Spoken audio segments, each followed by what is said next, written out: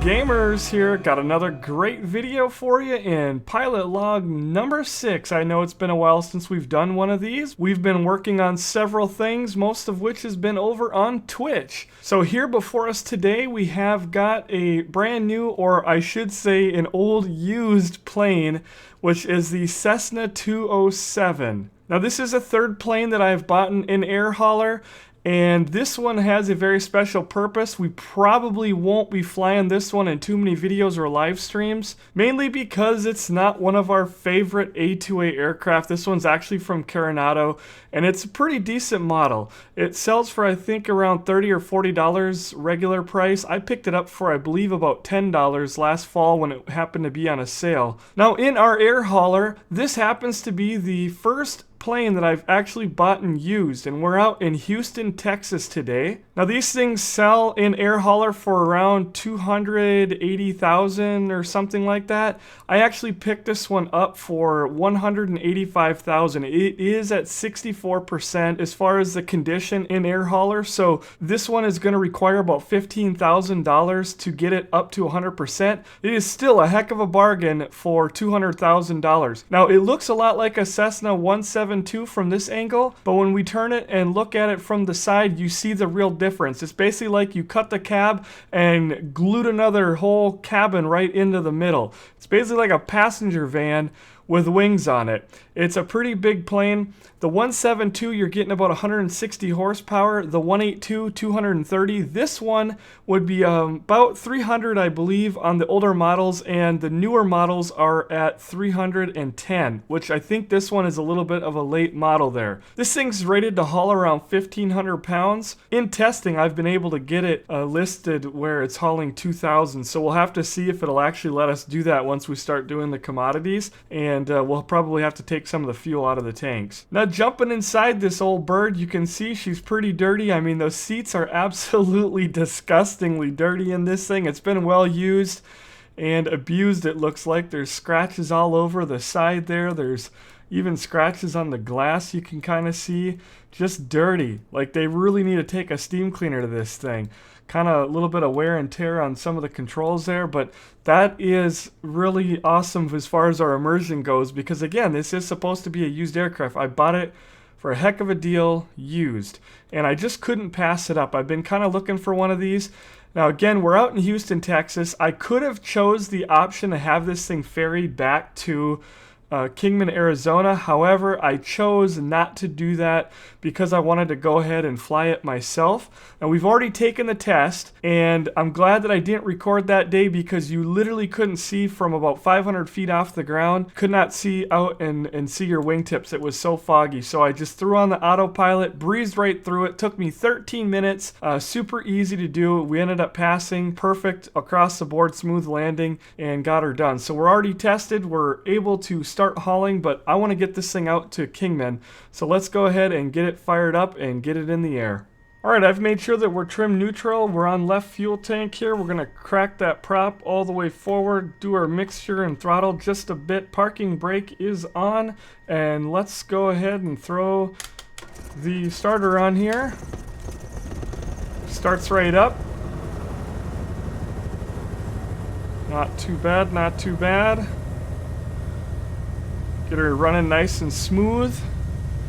Again, you don't get all the realism that you do with A2A, but they do a pretty decent job in here. It's especially a lot better than vanilla, so we'd always appreciate that. Let's get our alternator flipped on there and our avionics. Now this thing has the, I think it's a 500 series Garmin here. In fact, if we zoom in, we'll probably be able to, yeah, it's a 530, I couldn't remember. And it's not too bad. It's a little bit better than the 400 series. Pretty much works the same way. I cannot get the 750, the GTN 750 in here. I mean, it would be a perfect fit. I'm sure there is a way, but I've heard it's quite a pain to get it all working right since there is no support for it. Like I said, I won't be flying this one an awful lot myself. Mostly it'll be just doing the big commodity runs. I'll have a pilot flying this thing for me once I'm able to hire a pilot. I will spend most of my time in the A2A aircraft, and then a few of the bigger turboprops and things like that. So if we hit shift 1, we can bring that GPS up in the corner of our screen, and we're going to go ahead and hit the direct. We've already got Cairo in there, which is Roswell. Hopefully we don't run into any aliens out there. I'm a little bit worried about this. Now, because this is going to be 10 to 12 hour flight, obviously I'm not going to be recording the entire thing. So we're going to basically get our takeoff here. We're going to be landing in Roswell, New Mexico, so that we can go ahead and pick up some fuel, and then we're going to get back in the air and be later tonight before I get out to Kingman. So I haven't flown this thing a great deal, but it seems to be a very easy to fly aircraft, a lot like the 172.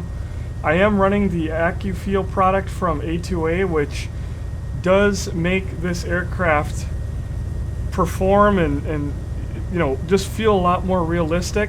And you can hear that right on the ground here with the ground physics. All right, go ahead and do our run up.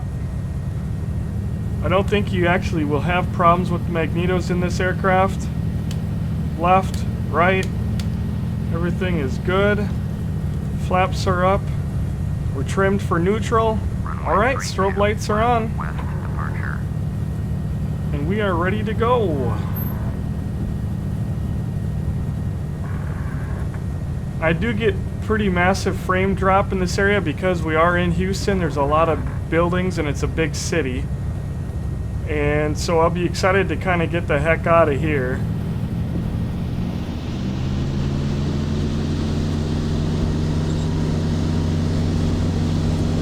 Now we're at full power.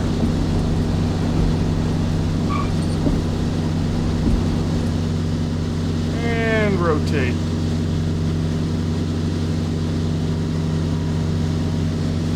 There we go. Pretty much heading in the right direction here. We're going to climb up to 10,500 feet. Looks like it's kind of a hazy day. Can't really see very far. We'll probably be flying through these clouds. Now the scenery out here is not that great. Turn the track IR on again. It's just kind of a big old city and it's winter, so everything's kind of dead. Oil pressure and everything are good. Now I did take insurance out on this airplane. I haven't done that on any of the other aircraft. I don't know why, I just felt the need that I needed to do it with this one, which was $2,500 a month. So I guess if we do have a crash today, we probably won't have to pay a whole lot. Hopefully we don't. Pull that RPM back just a little bit. And we'll reduce our throttle just a little bit too. We don't want to overstress this aircraft. I think the city of Houston should be right out our window over here, but I don't see it. Just very cloudy. It's kind of one of the reasons why it's taken me a week to get around to doing this flight, because it's been so darn cloudy lately. Alright, we went ahead and got our autopilot set to 10,500. It's starting to clear up over here. There's the city of Houston right out our right window. Lots of buildings. And our frame rate is feeling it just a little bit. I usually run my settings up very, very high because I fly in some very scenic places, but the downside is when I leave those settings high and I come into a city environment like this, it drops the frames some. But I'm not much of a city flyer anyway. I really like to get out and see some more scenic areas. So I'm very excited about this coming spring when we head to Alaska and open our base up there. Now the thing that's really nice about this aircraft is it has this fuel flow meter right here, which is all digital. I really do like that. Of course, the other aircraft have them as well. They're just not digital. This one just sticks out to me, and I seem to pay a lot more attention to it. We'll try to get our fuel flow down a little bit there. And you can also do some things like your estimated range and be clicking around on these different buttons. So it's going to be something we'll have to watch. I should be able to make it out to Roswell, but we are going to be fighting a little bit of a wind. Our ground speed right now is right about just under 100. Alright folks, there you have it. We just hit 10.5 autopilot, and this thing does a great job leveling out all on its own. Like I said, it's a very simple aircraft to fly. One thing on a long flight that you do have to be aware of though is your fuel, because it will not take from both tanks at the same time. So about, you know, halfway through the flight, you need to flip it. And I've heard it's recommended to flip every 30 minutes. Maybe that's so that you don't have one side so heavy and the other one light. So we're going to be swapping back and forth between the left and the right. Other than that, there's really not going to be a whole lot else to this flight. Flying over Texas is not super exciting. It's relatively flat. There is some hill country that we'll be going over, but we're going to tune into our air hauler. I want to give you guys a quick update on what's been going on over there, as well as some massive updates. I do want to note that this was recorded a couple days ago, and the things that were broken with the virtual airlines have already been fixed on a patch that came out about a day ago. So I'll go ahead and let you guys watch that, and we'll see you on approach coming into Roswell. Okay, and here's an update on where our air hauler is at. You can see our Cessna 207 is down here in Houston, Texas. We've got our Cessna 172 up in Eau Claire at our first base, our main base. And then we have our Comanche out here at the new base in Kingman, Arizona. Now, one of the new features that makes air hauler even more insane is if you click on your commodity tab and you click any given item. In this case, we've got perfume because that's a pretty high price item here in Kingman. And you zoom out, you can actually see all the airports in your area that actually buy it. The green will be high, the red will be low, and of course you've got the actual price of it, of the item, and the difference. So $238 over here, it's $233 for instance, which is actually $5 less. So you can very simply look around, and if you zoom in, it seems to show all of the airports. Some of them disappear the more farther out you zoom rather. But you can see very, very easily now. Look at, here's an airport over here I can see for $305. Absolutely crazy. If we had a little bit bigger aircraft, it looks like that perfume would be really good going over to Dallas. And then, of course, if you want to look around for a cheap place to buy said item, the bigger the red, the better. Look at that, 180 up here in St. Paul. If you had a big enough plane, it could haul perfume from St. Paul down to Dallas, right here into Dallas, 305. A jet with, you know, 20, 30, 40, 50,000. Absolutely crazy how much money. It's almost like cheating. Another thing you can do too here, let's see if we can find, well, here's again 2 items. You can look at, here's another example. So you've got a pretty good one right here in Yuba. I'm sorry if I mispronounced that. And then here you've got the item selling for a lot more. Very close. Very close. You can buy it for $226, sell it for $266. And make a nice little profit. So you can find the red dots and the green dots that are close, and if you find one that's pretty far off, there might be a 5-minute flight where you can really start to rake in the cash. It's almost like cheating, so you want to beware. You don't want to make things too easy, but cash right now in air hauler is not going to be a problem, or shouldn't be a problem for anybody that knows how to read and do a little bit of simple adding and subtracting. Another thing we're going to talk about real quick is the addition of the virtual airline. We've got our company started Dickard Airways. Now, unfortunately, as of the last patch, it pretty much broke most of the virtual airline. You can see here that we've got 4 pilots, 1 base, and it kind of gives you a little bit of an idea. We actually had a company going where we ran a couple of loads, but we weren't able to get the money out, so I had to start a new company. But we're going to be able to hire pilots, and they're all going to be listed here. We'll have to show this in a later video since, like I said, the patch that came out the other day pretty well broke most of the virtual airlines. The product is in early access, so you know there are some times where things work one patch and then the next there's a bug or two. So overall, things are going very well here at Dickard Logistics. We've got nearly $500,000 in the account and 3 airplanes in our inventory. Alrighty folks, we made her across Texas in just over 3 hours, well a little bit of New Mexico as well. That seemed like it took forever, and I have to admit, I definitely had a nice little break, went and got some lunch, and let my airplane do some flying on autopilot. Something real life pilots can't do, they can't get up and walk away. But that one took a while. We're making real good on our time. We did really good on our fuel. Coming across Texas, we ended up, really, the wind died down, the headwind that we had, and we started to pick up speed. We were doing like 107, we got up to doing about 130. and so it was really nice. But we are flying at right base. We're going to be landing on runway 21, which is right down off to our wingtip there. So I definitely could have made it a little bit further, but I'd like to go ahead and get my tanks topped off, and then we'll be able to get right back in the air and continue on to Kingman. I'm hoping to get out there before dark.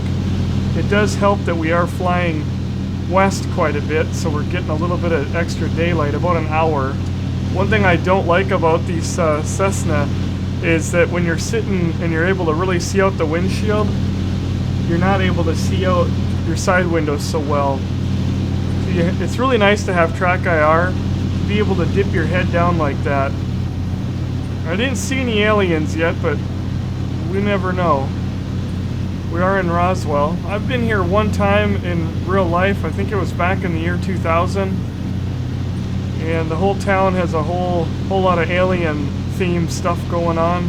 Kind of a neat place to visit. I remember the Walmart had a flying saucer crash into the side of it. I don't know if that's still there. Alright, I'll drop a little bit of flaps here.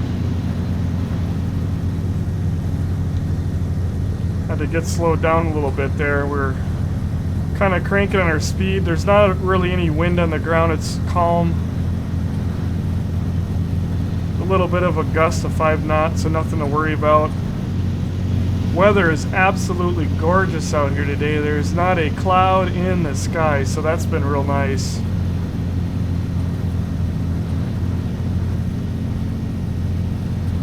I'm not really seeing any of my lights down there on the runway.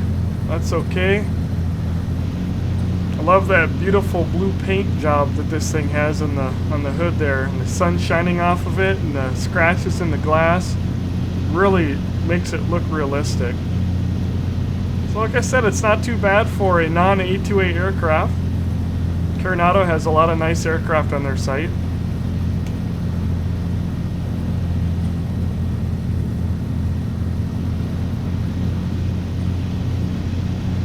Alright, we want to be doing about 80 when we come in here at least. You know, start slowing up a little bit. It's actually quite green around here. 500. From what I remember in real life, it was a lot of sandy desert, which we definitely see plenty of that around.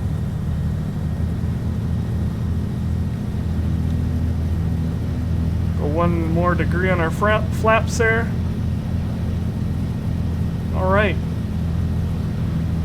We're just about to touch this bird down. We're doing right about 80. Drop down to about 75. Don't have to worry about our landing gear. Haven't landed this thing too many times. I think only about 3 or 4, including my test. But it pretty much is like the other aircraft that we've been flying, the other Cessna and 172 and 182. Haven't had that thing in the air yet too many times either.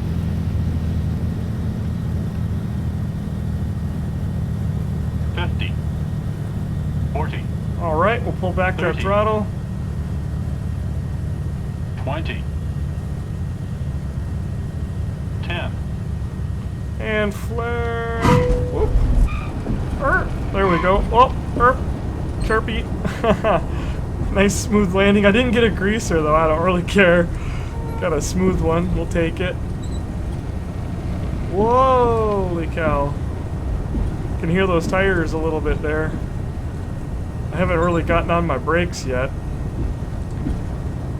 Just kind of letting her roll here so we can get off this runway. It looks like we'll head over there and grab us some fuel. That's the only thing I'm on the ground for. And then back in the air we go.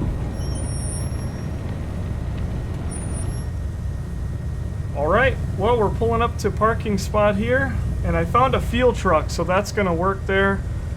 We're going to go ahead and cut the engine off here so we can get filled up. And hopefully we'll be able to make her out to Kingman from here with our fuel. I'm very confident we will because we're already halfway, so we'll go ahead and get all of our switches shut off here. We're going to get this thing filled up and we'll be back in the air in no time. All right, you can see there that air hauler just connected it. It kind of had to adjust our plane again. And then we also got our tanks full of fuel. Like I said, that's one thing I do like about using one of these regular aircraft, that the actual air hauler controls your fuel and things like that, so you don't have to worry about manually adjusting it. And let's go ahead and make sure that we're not... Okay, just want to make sure it didn't shove us too far forward. I've had it actually push us into those little trucks before. Go ahead and start it. I haven't been using the fuel pump on this one, and I haven't really seen a need to either. It's been starting every time, but on the 172, you're supposed to have that on, I believe, when you fire it up. I almost have to go back and check my startup checklist, but anyway, she's fired up. Flaps are all the way up. We are going to switch over. There we go. Switch over to the left tank. Forgot to do that. We got to get our beacon on. Throw on our nav lights. And our landing. Okay, we'll hold short of runway 21. Mixture up. Check those magnetos. Left and right are both good. And we'll flip on our strobe, and we're ready to take off here. Don't see any other aircraft.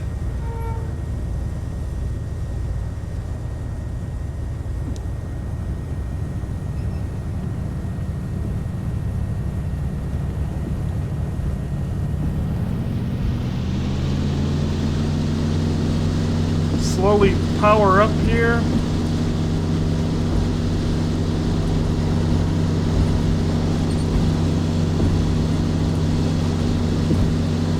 And we should be ready to rotate here.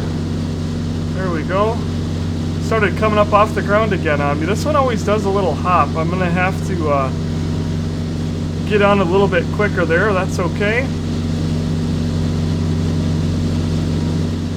And we're back on our way to Kingman. Hopefully we'll get there before it gets dark. We are going to have to kind of watch out. You can see there's getting to be terrain we're going to have to deal with, so I'm going to go back up to 10,500. There's a couple of mountains here, but I think the highest peaks that we're going to come across are up around 9,000, so we'll be good at 10.5. Alright, we've got our autopilot set. We're on our nice little climb here up to 10,500, and the city of Roswell is behind us. We're leaving it in our dust. And unless if we come across something really interesting, which parts of New Mexico and Arizona are kind of pretty, so unless we come across something really interesting, I probably won't be seeing you again till we're coming in on final for Kingman. A lot of Texas. Looked just like what you see on our windows, so there's really nothing that interesting to see out there. I do want to point out, though, that something did seem right about what I said about the time. It was 4.5, actually 4 hours, 22 minutes is what our first leg was, and our clock automatically flipped back because of the time zone. We're in mountain time. And I should have just looked down at my real life clock, because I thought, gosh, it seems like it's been a lot more than 3 hours. So it took us about 4 hours to get across Texas in this thing, and another 20 or so in New Mexico. Maybe a little bit more, but we're well on our way now. And we gotta lean out again. You can hear the engine was starting to lose power. I wasn't leaning out enough. We can actually drop that down to around 14. We're up to 8,000 out of 10,500, so we'll just sit back and enjoy the beautiful view, and we'll see you in Kingman.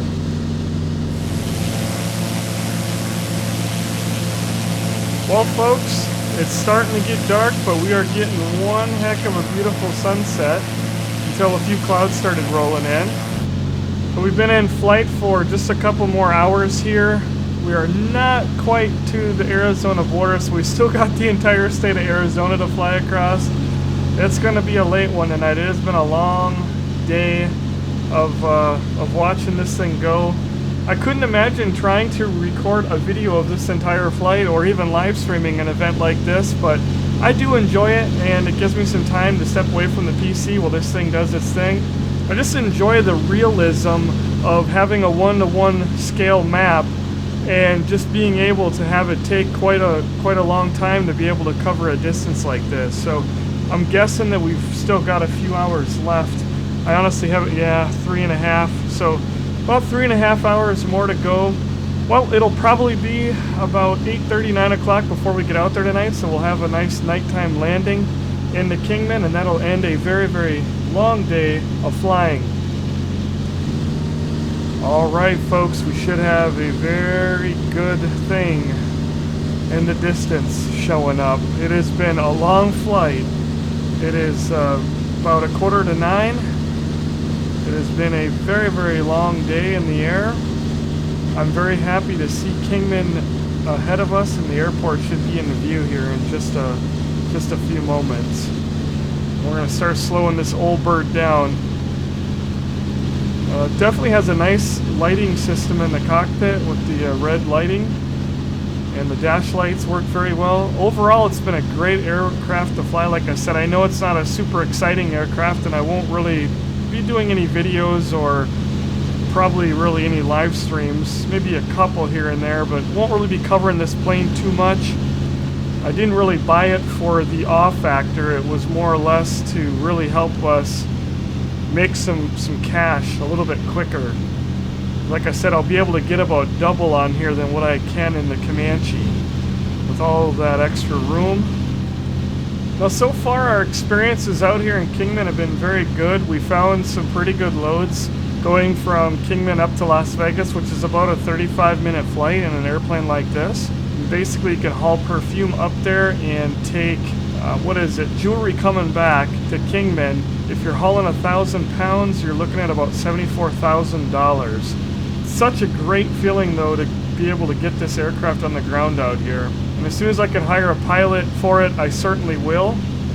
We're going to turn our autopilot off here. The weather really held out great for us today.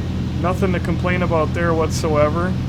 We've had a lot of fun since we've been out here this past month. We've been flying a lot of warbirds out of here.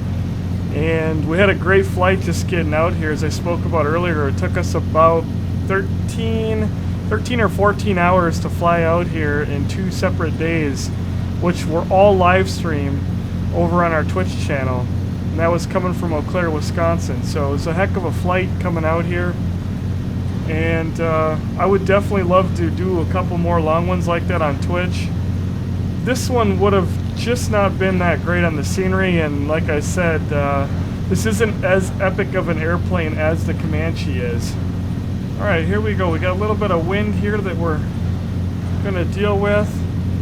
I'm going to go ahead and get some flaps down. We're going to pull our speed back. Pull up on our nose a little bit. There we go. Now we're right where we need to be here. 2 reds and 2 whites down there. Right on the glide slope we need to be here. There's the city of Kingman, Arizona off to our right. Cannot wait to have these wheels touch down. Like I said, I could have just had this thing ferried out. I think it's free to do that, and I think it's instant. This is the first time I've bought in a used aircraft. But I chose to fly it back, and I know that costed me roughly about $1,000 in fuel. But I like the realism, and it's always fun to fly this back. But I definitely did take plenty of time out of my chair. Alright, here we go. Let's get this bird on the ground. We're using some flaps here, which we don't have to. We've got plenty of runway and everything, but try to get a nice smooth landing.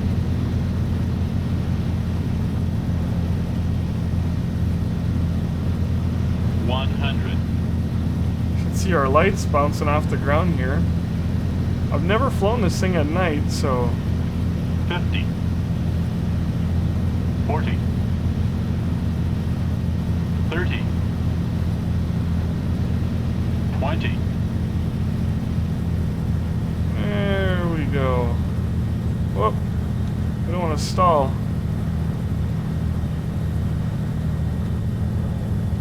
Alright, 10. pull that throttle back. Whoa. Set her down here.